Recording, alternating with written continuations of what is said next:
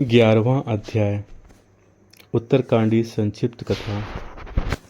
नारद जी कहते हैं, जब रघुनाथ जी अयोध्या के राज सिंहासन पर आसीन हो गए तब अगस्त्य आदि महर्षि उनका दर्शन करने के लिए गए। वहां उनका भली भांति स्वागत सत्कार हुआ। तदनंतर उन ऋषियों ने कहा, भगवान आप धन्य हैं जो लंका में विजयी हुए और इंद्रजीत जैसे राक्षसों को मार गिराया।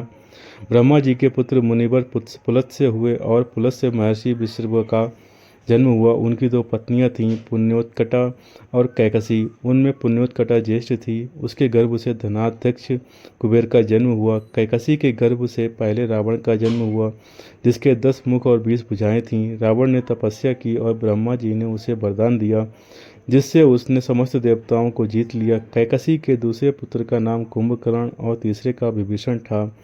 कुंभकर्ण सदा नींद में ही पड़ा रहता था, किंतु विभीषण बड़े धर्मात्मा हुए।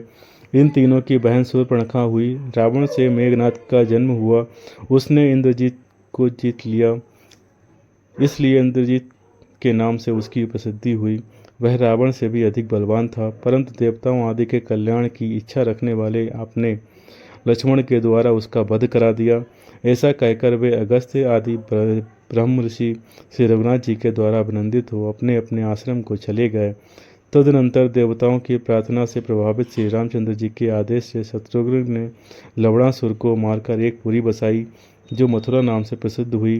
तत्पश्चात भरत ने श्री राम की आज्ञा पाकर सिंधु तीर निवासी सैलूस नामक बलोन्मत्त गंधर्व का तथा उसके 3 करोड़ वंशजों का अपने तीखे बाणों से संहार किया। फिर उस देश के 2 विभाग करके उनमें अपने पुत्र तक्ष और पुष्कर को स्थापित कर दिया। इसके बाद भरत और शत्रुघ्न अयोध्या में चले आए और वहां श्री रघुनाथ जी की आराधना करते हुए रहने लगे। श्री रामचंद्र जी ने दुष्ट पुरुषों का युद्ध में संहार किया और शिष्ट पुरुषों का दान आदि के द्वारा भली भांति पालन किया। उन्होंने लोकापवाद के भय से अपनी धर्मपत्नी सीता को वन में छोड़ दिया। वहां वाल्मीकि मुनि के आश्रम में उनके गर्भ से 2 श्रेष्ठ पुत्र उत्पन्न हुए, जिनका नाम कुश और लव थे।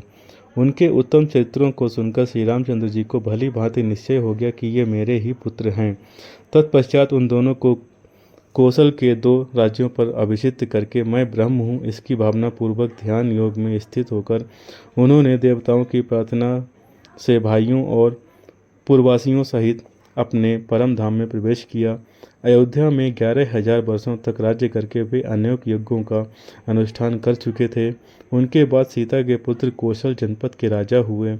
अग्निदेव कहते हैं, वशिष्ठ जी, देवर्षि नारद से यह कथा सुनकर महर्षि वाल्मीकि ने विस्तार पूर्वक रामायण नामक महाकाव्य की रचना की। जो इस प्रसंग को सुनता है वह स्वर्गलोक को जाता है। 11वें अध्याय का समापन करते हैं।